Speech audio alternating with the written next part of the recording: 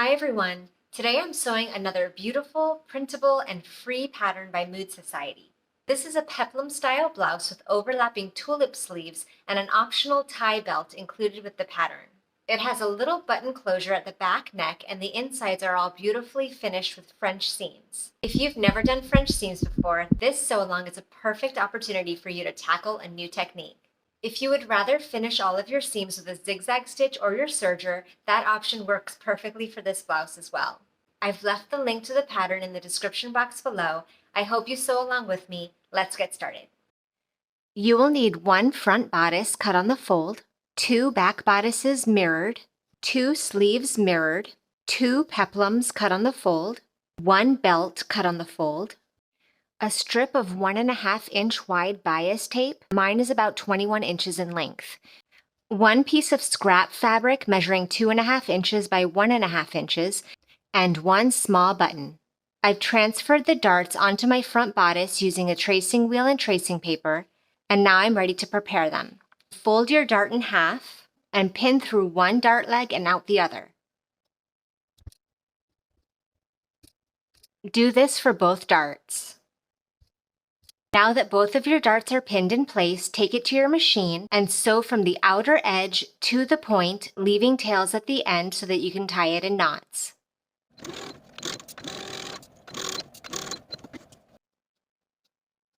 We're going to attach our front and back pieces, and the pattern recommends to use French seams for this garment, so I'm going to go ahead and do that.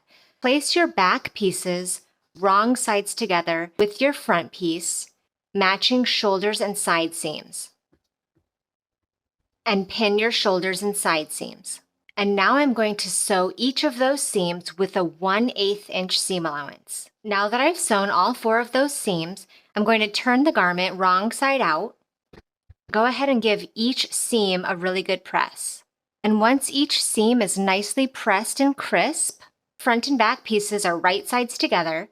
We're going to sew each seam one more time with a 3/8 inch seam allowance, and you can pin them together if you like. After sewing them at 3/8, your seams will look like this, nicely encased and clean on the inside. That 3/8 and 1/8 stitching combination leaves us with a full seam allowance of 1/2 inch. Now I'm going to work on each back piece so that I can create the buttonhole opening along the center back. Measuring from your neckline down the center back, make a mark at 3.5 inches. I'm using a fabric marker. And then extending from the mark you just made, draw a line 1/2 inch. This 1/2 inch marking will be your cutting guide. Do the same thing on your other back piece along the center back. And then grab a pair of scissors and cut the mark you just made for that 1/2 inch snip. Do this on both sides. We're going to take our garment to the ironing board, and with this 3.5 inch long portion, we're going to fold it 1/4 inch and press, and then roll it another 1/4 inch and press again. Do this on both sides. Now that it's pressed, go ahead and pin, and take it to your sewing machine and edge stitch right along that folded edge. Now that we've finished the 2 top edges of our center back, we're going to continue sewing the entire center back seam. I'm going to do this using a French seam again. Start by placing the pieces wrong sides together and do your 1/8 inch and 3/8 inch stitch combinations, just as we did for the shoulder and side seams. So here's what my finished center back seam looks like. The top button area having a rolled hem, and the rest of the center back all the way to the bottom hem has a French seam. The instructions for this pattern give 2 options for finishing the neckline. One is to do a 1/4 inch rolled hem, just as we did for the center back button opening, and the other is to use bias tape. I'm doing that option. Starting at my center back, I'm going to place my bias tape right sides together along the neckline, leaving about 1 inch of material hanging over that center back, and pin all the way around. Once I've pinned the bias tape to the entire neckline from center back to center back, leave another inch of bias tape extending from the other center back end, and snip off what I don't need. Now I'm going to sew all around the edge of my bias tape all around my neckline with a 1/2 inch seam allowance. Now that the bias tape has been applied to the neckline right sides together, we're going to fold the raw edge of the bias tape right over that seam allowance, and then fold everything again right along the seam we just sewed. And pin or clip in place. Do this all around the neckline.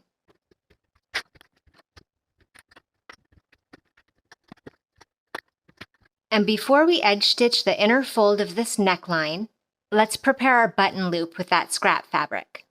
I'm going to take this scrap fabric to the ironing board and fold each edge to the center to meet itself, and then fold it all again in half to create a thin little loop. Now I'm going to take my pressed strip to the sewing machine and sew the open edges together. Once those edges are sewn, we're going to fold it so the ends meet and create this little button loop to sew into the binding of our center back. On one side of your center back, tuck in that bit of bias tape that's extending over the edge so we have a nice clean flush finish, and then take your little loop, tuck in the raw edges into that folded tape. I'm tucking in the raw edges into that bias tape by about 1/4 inch and pin in place. And for the opposite side of your back opening, tuck in that bias tape for a clean finish and clip or pin in place. And now we're going to edge stitch the bias tape all along this folded edge on the inside, all the way around, also edge stitching those corners so that they're sewn shut. Now my neckline bias tape is nicely applied and my button loop is secured. I'm just going to sew my button on the opposite side of the button loop. Now the back closure is complete. Now we're going to start working on our sleeve. For both of the sleeves, you'll have one very defined point and one kind of subtle point here on the corner. We're going to do a rolled hem for this entire curve from point to point. If you have a rolled hem foot for your machine, this will make this very easy, but I'm just going to be doing it manually here. I've gone ahead and pressed up the hem from point to the wrong side by 1/2 inch. And now I'm going to roll that hem in on itself, rolling the raw edge to the inside so it meets the crease I made with the iron, and then rolling that again in on itself, and then pinning in place. Do this all the way around from point to point. Once you have that rolled hem all folded and clipped in place, take it to your sewing machine and sew right along this inner folded edge. And do this for both sleeves. Before you attach your sleeve, make sure that you've marked all of the notches on your sleeve piece. So you'll have a marking here that shows you where the inseam is, the underarm seam. And you have 2 notches here that indicate the back of the sleeve, and 1 notch at the top that indicates the front of the sleeve. And lastly, this notch along the curve that indicates where your pointed side of the sleeve will overlap this section. Now that I've transferred all of those markings onto my sleeve piece, I'm ready to attach it to my bodice. Here's my bodice armhole. So I'm going to attach the sleeve to the bodice, wrong sides together because I'm still doing French seams here. Remember, you also have the easier option of putting your sleeve and bodice right sides together, sewing, and then serging that seam. But I want all my seams on the inside to have that uniform French seam, so I'm going to do it the same way for the sleeves. Start by pinning your underarm seam, and then match the rest of your notches all the way around. Now that my entire armhole is pinned, I'm ready to do the first step of my French seam, which is to sew it all the way around with a 1/8 inch seam allowance. Now that the first 1/8 inch seam is sewn, I'm going to turn my sleeve to the inside so it's right sides together with the bodice. Give this entire armhole seam a really good press all the way around. Now my armhole is nice and pressed with the sleeve and the bodice right sides together, and I'm ready to sew the entire seam one more time at a 3/8 inch seam allowance. You can pin the seam all the way around if you want to stabilize the fabric a little bit more as you sew.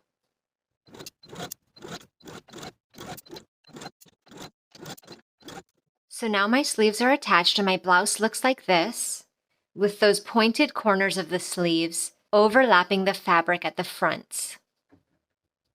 It's time to start working on our peplum pieces.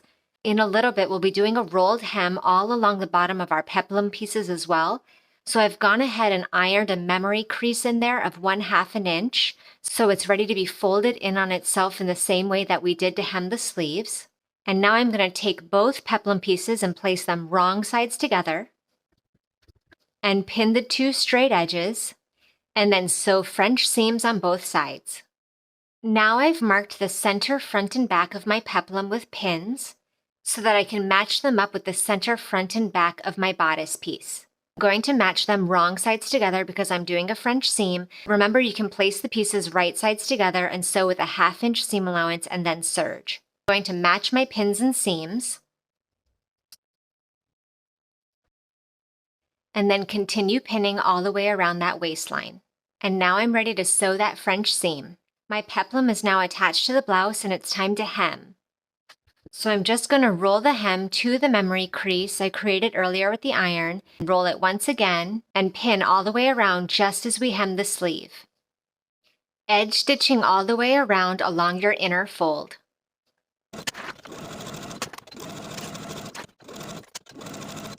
The very last step is to sew our belt. Fold your belt in half the long way, right sides together, and pin all along all of the raw edges.